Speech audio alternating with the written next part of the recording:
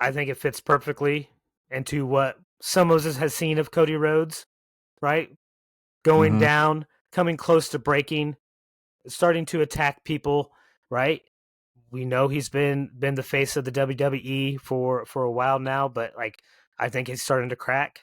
I think it would be a great storyline. I'd be much more interested in that side of the storyline for Cody than what he currently is. It would be something different, something unique, and maybe put him towards that bad guy side, because there are rumors that the WrestleMania card has kind of been thrown out and they're redoing some things now. It was supposed to be Cody and Roman again, and I don't really think anyone wanted that. Well, how many times have we seen that formula used, right? I know when I came back, it was Roman versus this guy for the fourth time, or Roman versus this guy for the third time, right? So that formula it shouldn't be overused, is what I'll say. So give us something new, something different. It should not be overused at all. So it's kind of funny that he wins it, but he wins it on a tape show. Well, not a tape show. I guess it was no, this SmackDown. Yeah, it was a tape show. Sorry. He did win it in front of an audience. And this week when he comes out, he's going to get cheered tremendously as well. They love seeing happenings. Drew McIntyre coming out in front of a crowd as the champion for more than 5 seconds. It's a good win by Drew. I think it was 5 minutes and Congratulations, 42 Chris. seconds. Is what you're referring to. It was 5 minutes and 42 seconds when he was the world heavyweight champ. All right. So, yeah, right. And look who's here to talk about Drew McIntyre. oh, just as I was coming down off my high horse. Just as you're coming down, everything's going to go great. And then Rod jumps in off the top rope to talk about Drew McIntyre winning the WWE Championship. Rod, how are you tonight?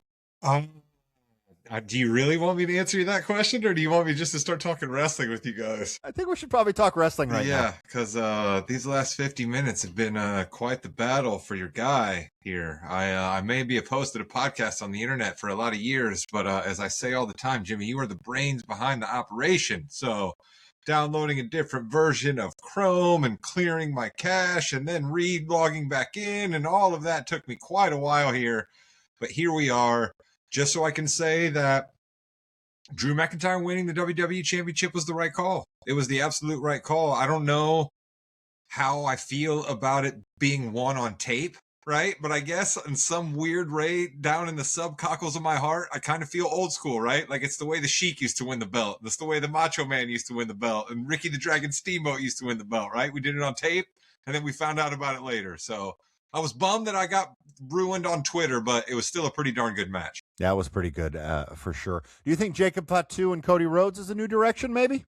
To be honest with you, Jimmy, I'd forgotten about Jacob Fatu, and I felt bad about forgetting about Jacob Fatu when he showed up back in the ring, because I like him an awful lot, and he can be charismatic at times. So, listen, Cody needs something, but I don't know. Chris has been hitting it, bad guy Cody, and as much as I don't like to give Chris credit when it comes to wrestling angles, he may be onto something there. Cody, the bad guy, is way more interesting than almost anything else they can serve me up. Jimmy brought it up tonight. He said, does Jacob find out that Cody was the one that injured him and not Drew? Oh, okay. Well, if Jimmy said it, there's probably something to it. So we can see that. Definitely. Has to be, for sure. Another something to it, my long-standing love for the United States Open Challenge. We had Carmelo Hayes against Shinsuke Nakamura. A pretty decent match for Nakamura, and he can either go 100% or 10%. This is like about a 30-40% here with that, but it continues to build up Hayes, and I really like to see this on a weekly basis. Right?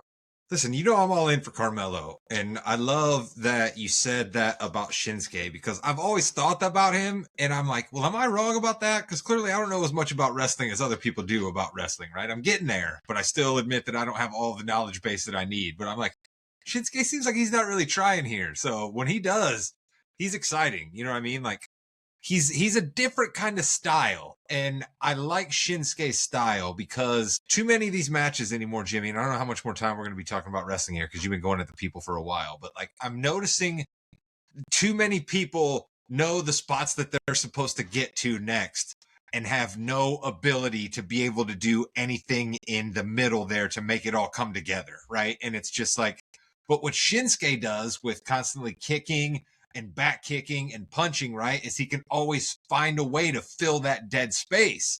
And Carmelo Hayes is such a good grappler that I think he also finds a way to fill that dead space. And I've just really been noticing that recently, Jim, with both of those guys who you just brought up. Okay. That's a really good insight, Rod. I love your perspective and how you watch that. Speaking of perspective, Rod, Chris did an amazing transition. I know you're going to listen back. Amazing transition earlier. You would be very, very proud.